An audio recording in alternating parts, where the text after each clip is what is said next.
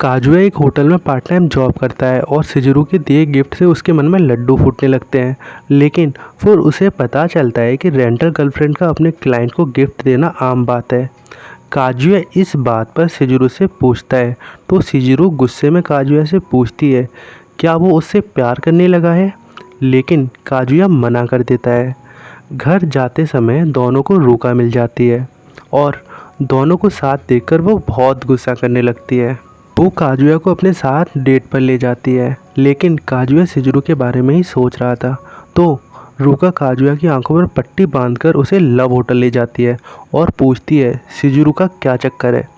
Kazuya फिर उसे अपनी दादी के बारे में सब बता देता है, जिस पर रूका कहती है कि काजुया को अब उसे अपनी दादी से मिलवाना चाहिए। वो ज़िंदगी भर तो शिजुरू को रेंट नहीं कर सकता। काजुया अब बहुत कंट्रोल करते हुए बाथरूम में भाग जाता है और रूका भी यहाँ से चली जाती है। अब नए साल के दिन काजुया शिजुरू को अपने घर वालों से मिलवाने ले जाता है, लेकिन यहाँ पर रूका भी बिन बुलाए आ जाती है। काजुया रूका को शिजुरू के दोस्त बताता है, लेकिन रूका सबके सामने बोल देती है वो काजुया की गर्लफ्रेंड है। अब काजुया की दादी उसे अकेले में बहुत डांटती हैं कि वो एक साथ दो लड़कियों को घुमा रहा है, लेकिन काजुया बोल देता है कि रूका को असल में झूठ बोलने की बीमारी है और सब उसकी बात को मान लेते हैं। इधर रूका शिजुरू से कहती है शायद वो भी काजुया को पसंद करती है, वरना उसे ये नाटक जारी रखने की कोई ज़रूरत नहीं थी। फिर डिनर के समय रूका बहुत अच्छी लड़की होने का नाटक करती है, लेकिन काजुया की फैमिली पर इस बात का कोई असर नहीं होता। बाद में काजुया की दादी रूका को बताती है कि शिजुरू कितनी अच्छी लड़की है, वो उसे कितना पसंद करती है। रूका समझ जाती है अभी तो वो शिजुरू की जगह नहीं ले पाएगी, इसीलिए वो किसी को भी सच्चाई नहीं बताती, लेकिन वो काजुया पर गिव अप नहीं करेगी। अगले दिन वो भी काजुया वाले होटल में पार्ट टाइम जॉब करने लगती है। काजुया को अपने दोस्तों से पता चलता है कि सुन काफ़ी अजीब बिहेव कर रहा है। काजुया समझ जाता है सुन अभी भी रूका वाली बात को लेकर बहुत उदास है। उसका मूड ठीक करने के लिए काजुया को एक आइडिया आता है। वो अपनी पहली सैलरी से सुन के लिए शिजुरू की एक डेट फिक्स कर देता है। अब सुन को पता चलता है कि शिजुरू भी काजुया की कोई असली गर्लफ्रेंड नहीं है, बल्कि सिर्फ रेंटल गर्लफ्रेंड थी। वो पूरा दिन शिजुरू के साथ बिताता है और शाम तक उसका मन हल्का हो जाता है। काजुया उसे मिलकर सारी बात बताता है और दोनों ही हंसने लगते हैं कि वो दोनों अब तक सिंगल हैं। अब अगले दिन शिजुरू काजुया को बालकनी में बुलाती है और उससे एक फेवर मांगती है। वो चाहती है कि काजुया उसकी दोस्त सुमी के साथ डेट पर जाए। सुमी ने हाल ही में रेंटल गर्लफ्रेंड का काम शुरू किया है, लेकिन वो बहुत शर्मीली है। अगले दिन काजुया सुमी के साथ डेट पर जाता है। उसे पता चलता है कि सुमी एक हद से ज़्यादा शर्मीली लड़की है। पूरी डेट के दौरान वो काजुया से एक शब्द नहीं बोलती। फिर जब काजुया ड्रिंक लेने जाता है तब कुछ लड़के सुमी को परेशान करने लगते हैं। काजुया सुमी को बचा लेता है। सुमी फिर हिम्मत करके काजुया से बात करने लगती है और उसका हाथ भी पकड़ लेती है, लेकिन फिर उन्हें यहाँ पर मामी मिल जाती है।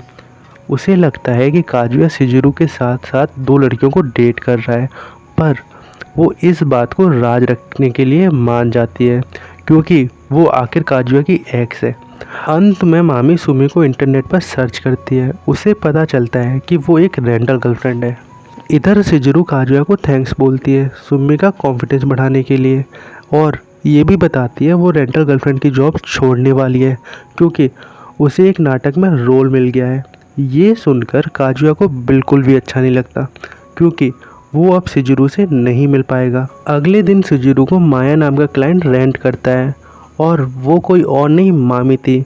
इधर काजुया फाइनली रूका को अपनी गर्लफ्रेंड बनाने के लिए मान जाता है, क्योंकि आखिर में रूका एक अच्छी लड़की है जो काजुया जैसे लूजर को पसंद करती है और उसका शिजुरू के साथ कुछ नहीं हो सकता। काजुया रूका को ये बताने ही वाला था, लेकिन तभी उसे मामी और शिजुरू लव होटल के अंदर दिख जाते हैं। कमरे के अंदर मामी शिजुरू को कोई गाना सुनाने को बोलती है और उसे ये करना पड़ता है। फिर वो दोनों यहाँ से जाने लगते हैं और काजुया भी इन दोनों के पीछे करता है। फिर मामी शिजुरू को बताती है कि उसे एक हफ्ते पहले ही पता चल गया था कि शिजुरू एक रेंटल गर्लफ्रेंड है, पर वो ये बात किसी को नहीं बताएगी और उसे तो काजुया पर दया आ रही है। शिजुरू उससे पूछती है क्या उसने कभी काजुया को लाइक भी किया था।